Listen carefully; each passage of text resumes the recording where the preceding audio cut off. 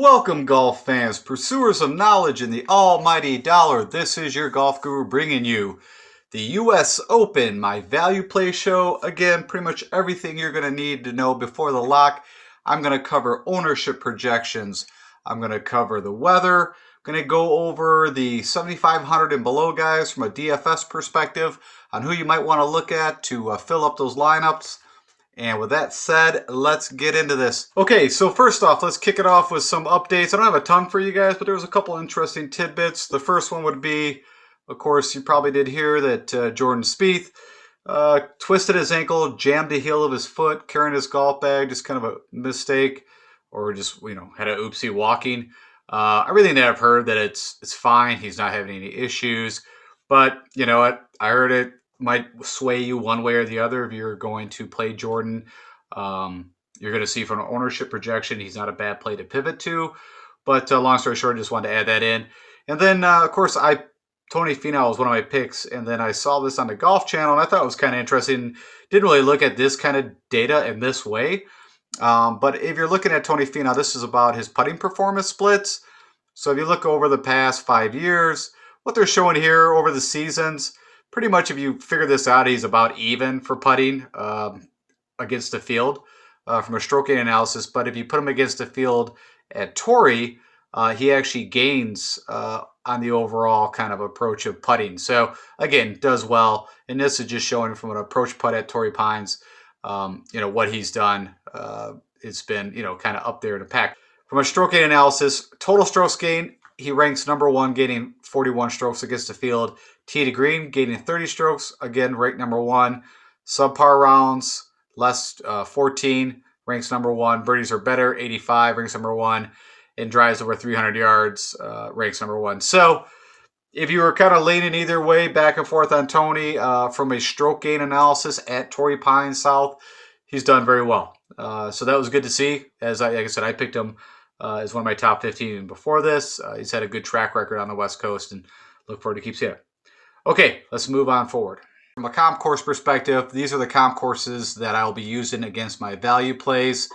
And I'll also talk about my fades when I do ownership projections. I don't have specific call out on them, but I'll touch about on some of the guys that I actually bet to miss the cut here. And so that'll be my fades. And again, I'm going to be looking, of course, at the South Course at Farmers, the Genesis, which is Riviera. I'm going to look at the 2019 U.S. Open again. Ocean Course, I know it's Pebble Beach. I know it's shorter, but there's some similarities from that. Of course, it was in the U.S. conditions or U.S. Open conditions. Coastal Course, but you get about a 500-600 yard difference in yardage. So I think definitely Pebble Beach played easier, but we could still kind of glean some things from that. I think one that you haven't probably heard of is WGC's Mexico, from 2019 back when they played at the Chapultepec. That's a par 71. It's, I think, over 7,400 yards, if I remember correctly, and it's also POA. It's a tough track. You got to be very accurate. It's more tree-lined, that course. And then you got the Memorial, Arnold Palmer Invitational. So, of course, Murfield, Bay Hill, and then last but not least, Quail Hollow, where they play Wells Fargo. So those are the courses that I will bump up against the guys that I'm looking at. Again, I think those are the best comparable courses, conditions, fields that we can use. Okay.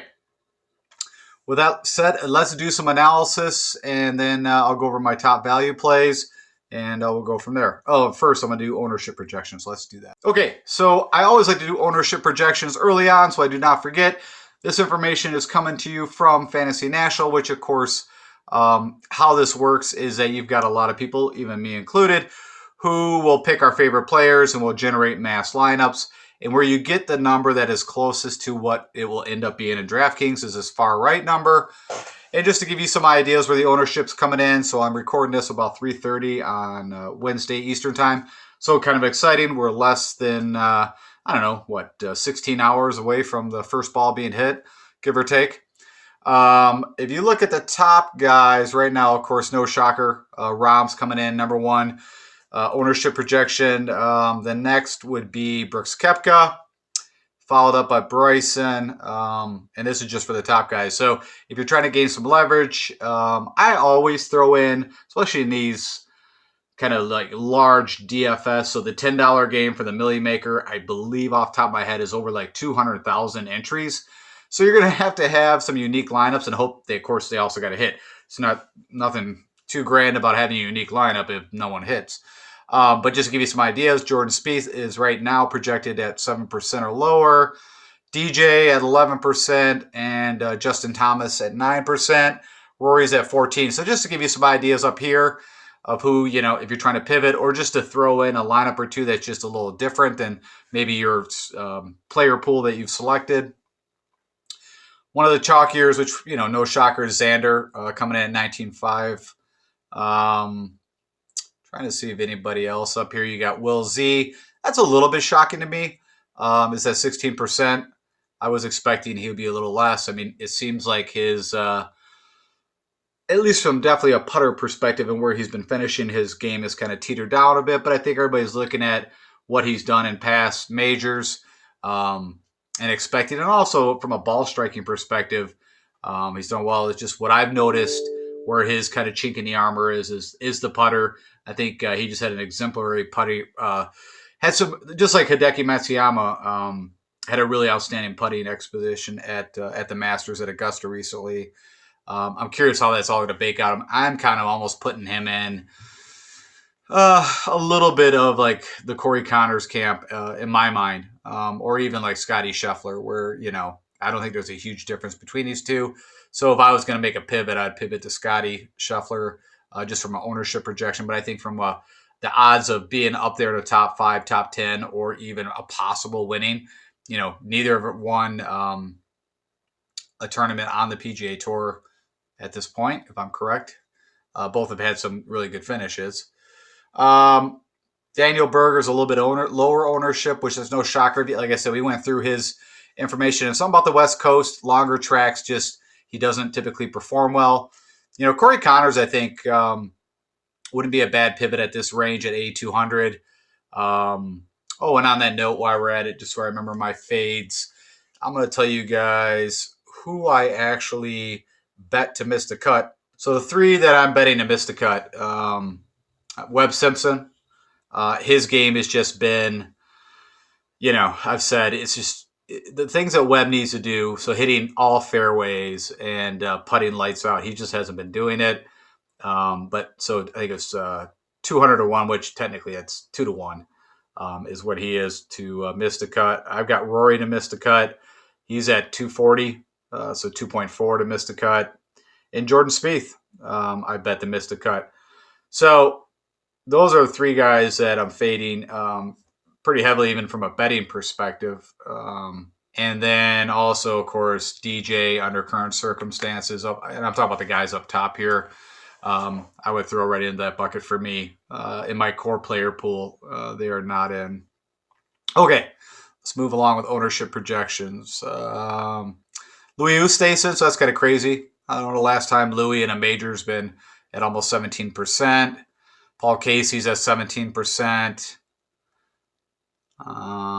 Tommy Fleetwood, if you actually look at some of his past experience at U.S. Opens, I know he hasn't been maybe playing as well as we'd like, but hypothetically, if he would have won the Palmetto, I'm curious what his ownership would be. But just between you and me, I don't think it's a bad play, especially at that ownership prediction right now.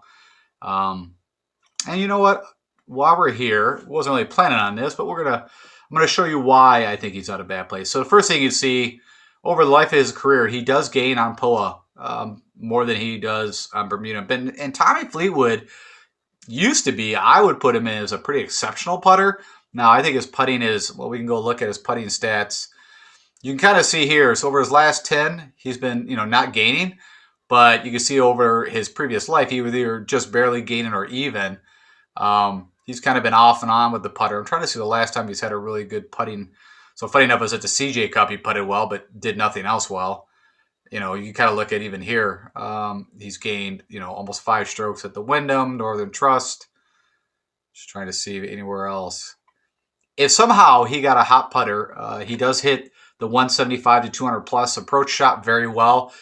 He's, I wouldn't say he's super lengthy, but he can get it out there 300 yards. So I don't think it's a distance. And around the green, you can see he typically gains. You're going to need to have that. And then we bang him against some of the courses that I mentioned. So he's never played actually at the Farmers. Let's see here. So the Genesis, both of course at Riviera, he's at a 28th, a 37th. If we look at the Memorial, he's had a couple miscuts there at Murfield. We look at the U.S. Open. I think it was this one I want to look at. So, of course, he had the second. That would have been Aaron Hills. But if we look at 2017, and again, I know this is back, but it is a U.S. Open. Oops, I got it incorrect. Sorry about that. Let's do that again. Okay. Okay, so 2018 was Shinnecock. 2017, Aaron Hills. Par 70, POA, over 7,400 yards. So, again, I mean, he's had some decent results, at the U.S. Open. Had a 14th at Quail Hollow. That was pretty recent. Again, I guarantee you, if that, people already forgot that that he had a 14th place finish at Quail Hollow, which is a tough track. Arnold Palmer, where he actually had a good chance to have his first victory on U.S. soil on the PGA, was at Arnold Palmer. But he also recently had a 10th place at Bay Hill, which, again, I think is a really good comp course for this. It is Bermuda, but, that was off on a bit of a tangent. It wasn't, he's above 7,500. So, but I'm going to sprinkle him in. I'm just, in some of my plays at that 3.9 projection ownership. I don't think it's a bad play. It's kind of amazing how, Phil, everybody still no love for Phil. And even myself, I might have a lineup or two with him. But, the guy's been, he's from the area. He had a lot of success at Torrey prior to the 2001 Reese Design. You probably heard this 1,000 times. I think he won there 3 times. And then since then, he hasn't had a lot of success. But can he make the weekend? I mean, he's been there. I think they mentioned he got there like a week early. What you're going to, if he uses that 10.5 degree, which they call a 2 wood, which is just a driver. It's just not like his 6 degree that he typically hits. If he finds fairways, he gets it out there 300 yards. Well, we just saw what he could do at the PGA. So I'm kind of shocked at that. I don't think he's a terrible play at 7,700. I would be probably more on him if he was below 7,000. But, just coming off a major win, to be at 7,700, that's not a bad price. Jason Kokrak, everybody's on, even I am, so no shocker there. Max Homa, which this is kind of funny. I didn't think anybody would really be on Max. But if you do your due diligence, like I have, he does well on these kind of tracks. But he's never made a cut. He's played the U.S. Open twice. Miscut, but if you take the comparable courses, of course, Quail, where he's won at Wells Fargo, of course, he won the Genesis recently and had a pretty good track record at Farmers. See anybody else that pops up. Charlie Hoffman is at almost 14%. I'm not on Charlie this week. And I think that's about it. Johnny Vegas, from a perspective of in the 6,000 range, he might be the highest owned. Almost 7.5%. Then I always scroll all the way down here just to see if somehow Chan Kim's getting a little love. I know nothing about Chan Kim, so we're going to click on him. I'm curious what information we even have. So he had a 23rd at the PGA. He had a 35th at the WGC in Mexico. So I guess, he's had a couple good pop-up showings. He had 11th at the 2017, so that would have been Aaron Hills. I mean, something to consider if you're all the way down there, bare bones. Yeah, that's interesting. Pretty much my pick stops somewhere probably around, I'd say right about here, 6,500 with Brendan Steele. That's about it. And also this Taylor Penderith, he smokes the ball. So you see he's at 3.6. The guy could hit the ball a long way off the tee. So if you're going to go under the Nico Nibar or kind of under that, you can throw him right in a loop. Okay, that's enough. I think on ownership projection gives you an idea if you're trying to differentiate, or build a few lineups that are a little unique. Now you got a little better understanding of where the ownership should come in. And then while I'm here, I'm going to go ahead and do weather for you guys. So, of course, I pull from Windfinder. I recommend it. It's free, easy use. And the area that you're going to want to pull from is Black's Beach Torrey. This is like right next to the course, so I think it's the best information you can get. And really, we're just looking for wind most of the time. You can see today they're getting a little bit of spout of wind, but everything else looks pretty good. I don't see wind actually going to be a factor for this event, and I don't really see any rain right now. Again, this is Wednesday afternoon, but all looks good on Thursday. Scroll down to Friday, almost the exact same. Nothing to talk about there. Saturday, everything looks good. Maybe a little wind gust up in the later afternoon. And Sunday looks good. So, of course, I always state, typically, when I do Showdown, I do try to build a team or two that's really heavy towards the morning, because the odds are, especially off the Pacific or any main body of water, wind is going to typically kick up in the afternoon if it's going to kick up. So, and also you get the fresh POA greens. You're also getting, as I mentioned, that marine dew layer on the green. So, just again, little side note, if you're doing Showdown stuff, try to put something together that includes a morning kind of guys. Sometimes it works out. So, okay, let's go talk about the guys that I'm eyeballing down here in the cellar dwellers. But actually, of course, because we're in a major, you're getting a lot of, pretty solid players at pretty decent prices. So I want to identify 10 guys. Just to show you again, as I typically do, this is out of Fantasy National. I got no filters on. This information is looking over the past 12 rounds. The putting is looking over the past 24 rounds. And of course, over here, you got recent results and U.S. Open tournament history. And to start right off, of course, Gary Woodland. Been playing a little better golf. He had a miscut at the Memorial. But you can see inside those two miscuts, he had a fifth at Wells Fargo, which is at Quail. Made the cut at the PGA, had a T38, and then at Charles Schwab at Colonial had a T14. If we go and look, he is losing on POA. And again, this is over the last 24 rounds now over his life. The guy playing in short is not usually a good putter. And of course, when he won at Pebble Beach, he just had a great short game putting expose, which that happens. If somebody, goes off of the putter and is a good ball striker, they're going to have a really good chance of winning.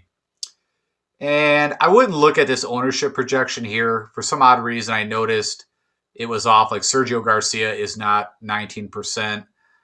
Brennan Grace. So I don't know why. Go off, of course, what I just showed you. Ignore what you see here. But yeah, from a perspective of the mini model, he does everything pretty well, except, of course, as I mentioned, around the green in the 5 to 10 foot range, which I think is a key range that these guys are going to need to make. You got Joaquin Niemann, just solid ball striker. Around the green struggles a little bit. The putter's been doing a little better. Of course, again, if you look over, he had a T23 last year at Winged Foot, miscut at, again, I believe that was Erin Hills, 2017. I keep mixing up Shinnecock and them. But overall, maybe trending in the wrong direction for us. Good show at the Valspar, Wells Fargo at Quail. At the PGA at T30, but, at Colonial struggled a little bit. Garcia, again, I'm all kind of on Sergio from a perspective of kind of first round leader bets. Showdown for a first round is not a bad play. But as an overall, it's very rare that Sergio is going to put together 4 days of good golf. Typically, it's first round's awesome, second round's bad. And if he makes the cut, then Saturday is typically pretty good. Sunday's a disaster. So it's kind of how he's been going. But you can see recent form is not where it's needed. But at the Colonial, he showed up with a T20. I'll pull up Sergio just so you can see he's not one of my top plays that I'm going with from a value. But you see, overall life of his career, his worst surface is POA, which I think that's, I don't know. There's some guys that just do well at it. He had a ninth at the Players, came out. I think he was leading on Thursday at the Players. Came out just in fuego. But if we pull up his past history at, some of the courses that I'm looking at, in his prior older, 2012, 2015, some good showing at Riviera. But, recent results, you could say is okay. If we look at the Farmers, if I could spell, he's never played at the Farmers. That always just kind of blows my mind when, especially now that he lives think in Austin, Texas. It spends half his time there in Europe. Yeah, just kind of shocked that he's not played Torrey before. At least I'm sure he was in the 2008 U.S. Open. What else was I going to look at here? Memorial. So 2020, that was the previous. He had a 32nd. Let's go look at the U.S. Open. So he had a 52nd at Pebble Beach. Missed a cut at Shinnecock. At 21st at Erin Hills. Okay, I just want to verify that, yeah. Which played a lot easier than the typical U.S. Open setup. What about WGC Mexico? I'm looking for anything prior. So a pretty good run at Chapultepec. A 7th, a 6th, a 37th. So anyways, he's not my main pick, but I think you could do a lot worse than Sergio on this course. The first guy that we'll get into that I like, and it's kind of funny. I'm picking a few guys that I've been fading for a while. But Adam Scott has been showing a little bit of life. You know, he had a T16 here recently at Memorial. You know, he's had some off and on, but if you see from the modeling perspective, just what I'm looking for, he definitely does everything. But, you know, okay, that's great over the last, 12 rounds. But if you go look at some further information, the only surface that he actually does gain on with a putter is POA. It's about a quarter of a stroke against the field. Can play in some wind. If we look at, I just want to see. Let's see. That's what off the tee does. So you can kind of see he's been slacking a little bit. That's where he's been struggling. I think he switched, if I remember right, and was trying some. Yeah, he had a new shaft. I think it's a Superflex shaft he put in, and he was having a hard time. He was gaining yards, but he was having a hard time controlling it. You can really see that. I think it was a WGC Mexico right here. That's where he really struggled. He gained back at the Honda off the tee. The Masters, I don't have it in front of me. So the PGA, a little better at the Memorial. But you can see with the putter, he can get super hot. But this is what I wanted to look at. If you look at his history, so at the Farmers, just recently here, he had a 10th place when Reed won. He had a second in 2019. So that's a pretty decent record. Again, that's a mix of South and North courses. You look at the Genesis, he won there back in 2020. It's probably his last win. I'd have to verify that, but I think that was his last win. A good showing when he plays on POA in California. 2nd, 7th. Of course, that's at Riviera. If we look at the Memorial, as I mentioned just recently, he had a 16th. He's had a 2nd. So at Murrayfield Village, he's gotten around there pretty good. If we look at the U.S. Open, he's had a mixed bag of results, but the one at Pebble Beach, he had a 7th place. And that's the one that I'm really looking at. I mean, you could also make an argument to look at Shinnecock Hills.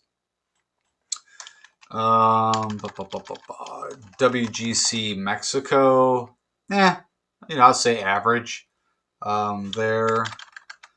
About Arnold Palmer, miscut well, that wasn't recently, but then March of 20. Best showing was the 3rd way back in 2014, so we're not going to count that. But not the best at Bay Hill, but also hasn't played there a ton. And then Wells Fargo, nothing great to write home about, but that's also a while back. So kind of a mixed bag. I mean, honestly, what I think, if he gets a decent putter, and long as a driver just, I'd say he was the Corey Connors before there was Corey Connors, right? I mean, just automatic fairways, greens. It was just always what the putter did. So, I think from an experience standpoint, he's done pretty well on the West Coast. I'm going to go ahead and, throw him in some lineups. I think his actual ownership projection, I'm going to remember to try to give this to you guys so you see 8.7. So I'm not the only one that maybe has some eyeballs on him. But just to give you an idea, he's not super, not going to gain super leverage with him. Brandon Grace, been playing good golf. You can see the putting around the green has been doing really well. A little shorter off the tee, but, I don't think it's anything that can just kill him. POA is not his favorite surface. He had the WD at Colonial. You know, for a while there, actually was showing up at the PGA, but kind of fell back. So yeah, somebody you can play. I'm gonna take a stab with Garrick Higo, and just so you guys can see his ownership, it's not 6.3 right now is where it's coming in at. We know he's playing good golf. He just won at the Palmetto. He's won twice at Canary. I mean, the guy's technically had like 3 wins within like 3 months. I know 2 of them was on the European Tour. He's never. I just want to verify this. I don't think he's ever played. I mean, except for the PGA, he's never played in a major. So that was his first. He's had 2 outings over here. But the guy's got everything that I'm looking for. He's from a putting perspective, he's pretty decent. He's definitely got the distance, and his accuracy, I know, is not bad. It's not. It's not like impeccable. It's not Victor Hovland or Morikawa typically, but it's not bad. So yeah, I'm gonna for 7,200. I think this is a play. Again, you're gonna get a little bit of leverage. You get a lot of talent, I guess, for 7,200 is where I'm going with that. Stewie Cink, of course, one of the third was him and Bryson, and who am I missing? That just one here recently that's also got 2 wins. I'm blanking. It doesn't matter. But Stewart Cink, 2 wins on the year. He's got length. He's got a little pop in his bat. Good putter. Around the green, you can see is where he's probably a little weak. Poa, over his last, again, 24 rounds, he's not his favorite surface, but I think you could do, worse than go with Stewie Cink. I banged him against a lot of the courses that we were looking at, and it wasn't great results. So that's part of the reason why he's not on my hit list. Believe it or not, I'm going to go with Matthew Wolff. His ownership, I think, right now is at 2%. I'm going to explain this craziness in a second. Yeah, 2%. Let's go to Matthew Wolff here. So as you can see, from a putting perspective over his life, he gains on POA way more than any other surface. So that's one little detail. Of course, we know his stroke gain has kind of started to fall a little bit apart. A lot of that was all about the driver. I mean, you could see this. So pretty much since the CJ Cup is where the driver he started losing it, had really no idea where it was going. Around the green, you can see that's been off and on. The guy I think from a putting perspective, I think he's a pretty good putter. I don't have an issue with his putting. But if you just go look at Matthew Wolff's career, and I've done this before, but I'm going to revisit again. All right, so, nothing great here. Then all of a sudden, out of nowhere, he wins. And then you can see, like, he kind of goes into kind of a bit of a funk. And then all of a sudden, knocks off a 13th, 11th. And that's at, smaller fields, 80 players, so some of the best. Does well there. Then kind of goes in a funk, couple miscuts, nothing miscuts. Then he goes to Rocket Mortgage. Him and Bryson DeChambeau shoot it out. And he ends up with a second, but easily could have won that tournament. Then a miscut. And then kind of, I don't know, not bad play. Goes to the PGA, has a 4th. Then, of course, the U.S. Open. He goes there, and the same as the Rocket Mortgage, him and Bryson are just shooting it out. I believe, I just want to verify this. Okay, that was Party Marty Laird that won that. Okay.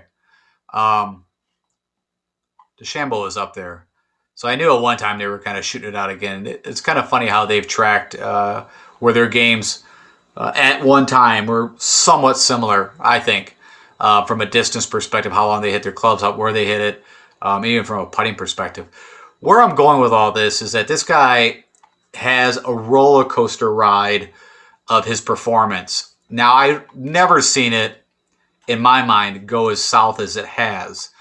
So all this is bet on is that if he's on the upswing and actually has worked out whatever was going on with the driver, he is the guy that we want to play here. I mean, he fits just as much as you want to play DeChambeau.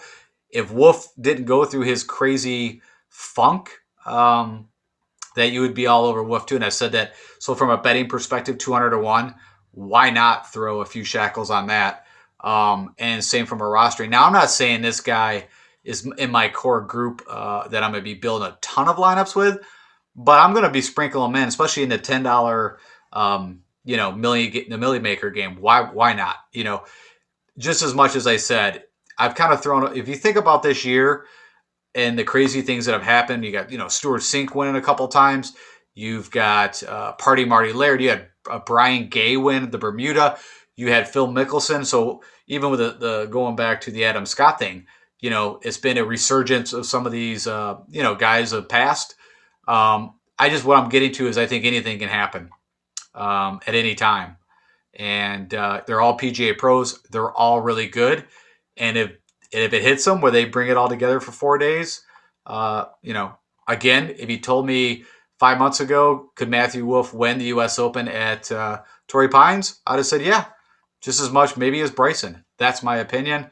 You can do what you want with that, but I think their games are very similar when Wolff is playing. I mean, at one time, Wolff, from an approach standpoint, let me go show you here.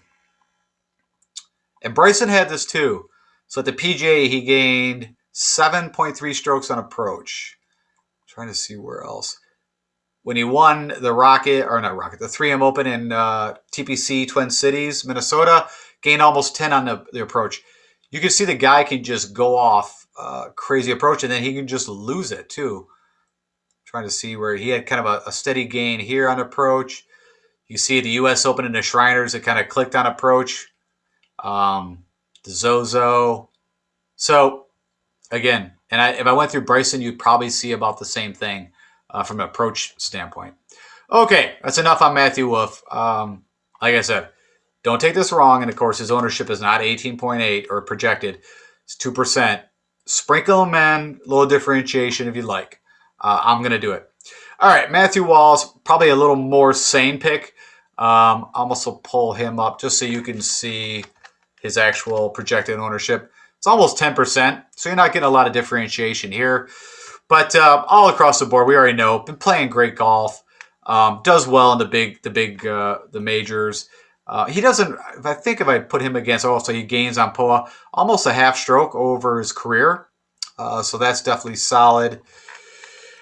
I don't know how many of these he's actually played, but we'll put it in here. So let's look at the Farmers. So yeah, he's never played at the Farmers, which also means he's never played the Genesis Memorial. He's had a fourth and a miscut recently. Let's go take a look at the U.S. Open. So at Pebble Beach, he had a 12th. So that's kind of interesting, I think. I mean, again, I think that's relative. Chapultepec, he's, 58th and a 33rd. So, whatever. We'll give that a pass, I guess. Arnold Palmer, he's done well at Bay Hill. And then Wells Fargo, he's at Quail Hollow. He recently had a 6. So, long story short, we're going on. He's handled himself in majors pretty well. If I scroll down. So, you see, we already did that. I was just looking at some of the other majors. I know the Open, he's had a couple of it. So, 51st. 3rd at the PGA that year. 19th. Not so good there. Yeah. I like Matt for the price, and also does well on POA. I think he's got the game that could help you there. Kevin Streelman just been playing good golf. Also gains on POA. Recent results is good. If you look at kind of the U.S. Open history, he had a T13 would be his best showing. Just is someone that I'll plug in here or there. Carlos Ortiz, I think for the cost and what the value you're getting, especially what he's been doing now, his history is, but I mean, you could look at Max Homa, who had missed cuts both times. He's played in the U.S. Open. At least he made a cut at Pebble Beach. And if we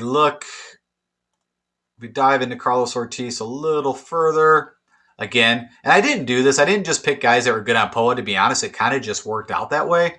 But he gains almost a half stroke on POA. And again, I think that's going to be crucial. Guys that are comfortable on these kind of greens don't get frustrated when the ball starts bouncing. You're going to have afternoon tee times. It's going to happen. I just feel a little more comfortable with. I would say POA is probably the one putting surface where I really feel like there is a difference, where I don't look at between Bent and Bermuda that big of a difference. and also Paspalum. Okay, sorry. Let's go Farmers. So at Torrey in his past, he's had, kind of a mixed bag. His best, funny enough, the first time he played it, he had an 11th, a 49th, and a 29th, a couple of miscuts sprinkled in there. If you look at the Genesis at Riviera, miscut recently, but, pretty solid other than that. I mean, I'm sure a lot of people got burned with this one. Probably myself. I don't remember now, but, 26 or better. That's pretty solid for that price tag at that course. The Memorial recently had a 16th, 48th with a few miscuts, so you kind of a mixed bag. I look at too with Carlos Ortiz. I mean, I've been doing this long enough. Carlos Ortiz used to be the guy in the low 6,000s that, could make a cut and then miscut the next 3 or 4 tournaments. So he's come a long way, is all I'm saying with his game. Chapultepec, some really good showings there. Well, we want to look at this one. I take that. That's concession. So a 16th at Chapultepec, Arnold Palmer, miscut recently, but a 29th and a 21st before that. And Wells Fargo, 65th recently. Actually, finding a couple 65ths of miscut. So I like Carlos Ortiz for the money. I think it's a pretty solid value play, maybe one of the better values on the board. Now, can he go out and miss the cut just as easy as anyone? For sure. I put Wilco Niebar in here again. I'm not going to sit here and say I know enough about the guy. It was kind of shocking to me. I looked at him, of course, for the Palmetto. Knew he had crazy length. Like I said, there's YouTube videos out there where he's hitting at 425 yards or stuff like that. But what I saw in his European stats was not impressive. Now, I know he won, if I remember. I might be misstating this, but he won on the Challenge Tour over there, which is like our Corn Ferry of the PGA. So really didn't count that, but the guy held up well for 4 days. So again, I might sprinkle him here or there. And I can show you his ownership real quick. Let's look at that. Let me get rid of some of this. About 4%. So again, as I hope I stated, if I didn't, these numbers can be between 1% either way. They're usually pretty accurate, but they're, don't take it as they're going to be exact. So again, from a differentiator, I would guess he'd come in around 2.5% owned. If you want, my thoughts. Jonathan Vegas, a little chalky for me. He does one thing very well, and that's, typically driver, which you're going to need here, length, and if he keeps it in the fairway, but, and his ball striking is not bad, but just the putting. Let's go look. I want to look at his putting splits. I didn't even do that. I just looked at his ownership and I thought, yeah, so Poa is his worst putting surface. Again, I mean, you depend on how much you want. But he's been in good form. I think everybody's excited about this T2, and I think he is coming in around 10% projected ownership. You know what? While we're here, let's just go look at some of the comparable courses against him, just so you know. I guess I'm kind of fading him because of his ownership. All right, so at Torrey, this is probably another reason why. So, of course, he had a third way back in 2011. He said an 11th, an 18th, a 28th, a couple miscut recently, and a 30th. So, previous history, he's had a decent stint at the Farmers. Let's go look at the Genesis. 3 miscuts in a row. Again, in the past, a 12th, a 15th. Back when I guess he was a better golfer is what it's looking like to me. The Memorial, a couple miscuts, a couple made cuts. Nothing there to really call out. U.S. Open, 2 miscuts and a 41st. This would have been Pebble Beach. So that would make me a bit nervous. If you're not, I mean, again, it's a while ago, but I don't know. If you're going to miss the cut at Pebble Beach, I don't know why you would think he'd make the cut here. What else? Arnold Palmer. Again, that's back 2019, but he's had, some made there, but didn't play there recently. And then Wells Fargo, he had a 43rd. And had actually, some decent showings at Jack's Play, or not, yeah, Quail Hollow, sorry. Let's think of that as Memorial. But when you're getting to that price, if there's that much ownership, I will kind of try to pivot. Troy Merritt, I threw in here, he's had some decent results. He's making cuts on some tough, Valspar is not an easy course. The guy's been, he's actually, and I want to go click on it. So funny enough, he's a tall guy. I always kind of put him in a group with Corey Connors, but, not as good as Corey Connors. I'll take that way. But he gains on Poa as his favorite surface. He's not long, but around the green and putting, he can get it done. But you can see, 8 strokes, gaining 8 strokes with the putter, 4. He's been getting it done quite a bit with the putter, and that's always makes you nervous. But you can see off the tee here, these two in approach, not bad, gaining in both.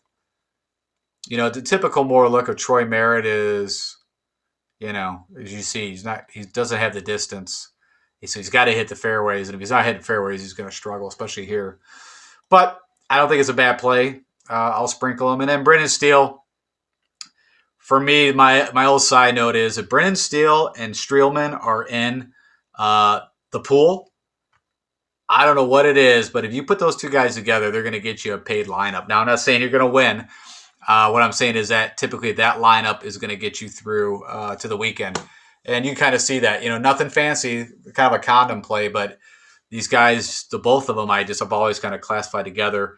And so, I think if you're looking for someone down here that you're just trying to make sure that you have a 6 of 6, he's not a bad play. The only surface he gains on is POA over his life. And I'll run against some of the comp courses for you. So a couple of miscuts recently at the Farmers at Torrey, but he's played Torrey quite a bit, and he's had some past success there. I consider if you are in the 20s and the 17th, some past success. It'd be worse if you played there 5 times and miscut every time. The Genesis at Riviera, he's got a 10th and a 14th, again, a ways back, but a 43rd recently. If we go look at the Memorial, made cuts, 13th be his best. We go check out the U.S. Open. It's pretty respectable. Played it 4 times. He's had 2 top 20s, 63rd. Hasn't played it in a little while, as you see. So, yeah, do what you want with that. Arnold Palmer, pretty good success, an 18th, a 17th. And last but not least, let's go check Wells. Pretty good at Quail. So funny enough, if you take him against the comparable courses that I'm leveraging, he plays tough courses pretty well. Again, do with that what you may, but again, I'd sprinkle him in. So that's it. I hope that helps down in the value plays. I'll go summarize this and then we'll get out of here. Okay, so to summarize my top value plays, I am going with Adam Scott. Don't let me down. Please hit some fairways and get that hot putter. And we could have something magical. Also does well on the West Coast. Garrick Hago, this is a couple of these are going to, I say, are pretty volatile. But we know he's in good form. He's won 3 times in the past couple months. Of course, 2 of them on the European Tour. But he's got the length. He's got the talent. So for the price, I'm willing to take that risk. Garrick Hago could be the guy like Morikawa and Hovland and even Wolff at one time where you get them at less than 7,000 or low 7,000, and then next thing you know they're way up there. I'm putting Matthew Wolff in. I'm doing it. I think this is a little nutty. I told you I bet him on 201 because I haven't got to see him. It's actually been a couple months since I think he's actually played a PGA event. So I'm hoping he's got the mind right. He's got the swing back. He's confident. He's a California kid. He's from Northern California. If he just goes into this with just, hey, I'm going to go out just like a wing foot and just bomb it and see how it goes. I would guess he doesn't have real high expectations going into this but at a 2% ownership projection in the $10 game, I'm going to play him now. I'm not talking about head to heads and I'm not talking about cash and all of that. I'm talking about in the big 200,000 entries, you might want to plug some Wolff in. Matthew Wall's just been playing great golf. Just keep doing what you're doing. And has done pretty decent in tough courses and tough events. And Carlos Ortiz, been playing great golf. And again, I showed you everything from a stroke gain analysis. Looks good. And has had some success on these tougher courses. Okay, that's it. I'm super excited. We are less, as I mentioned, about 16 hours away from the first shot being fired at the U.S. Open. Got another major, and I'm hoping for success here. Hoping for success for you guys, and I'm hoping some of my bets pay off. I'm probably split about 50-50 on money in on both sides from DFS to also from a betting perspective. So we'll see how it all shakes out. Again, if you would do me the honor of liking this, if you liked it, share it with anybody else. I'm trying to grow the community. We're growing it at a few people a day. And so that's awesome. That's all I need to see. And subscribe if you've been watching. I know, as I've always stated, some people just, kind of watch and don't. I did that for a while. I now truly understand why it's important to subscribe. And last but not least, if there's anything I could help you with, it's one and done. I didn't mention a one and done. I'd probably pick Shoffley, Xander, or like a Cantlay if you haven't used those guys. So I'll throw that out there. But anything else I can help you with, hit me up on comments or at Twitter at DFS Golf Guru. All right, guys, best of luck to us. Let's have a great weekend. And hey, by the way, happy Father's Day to all you fathers out there. All right, take care.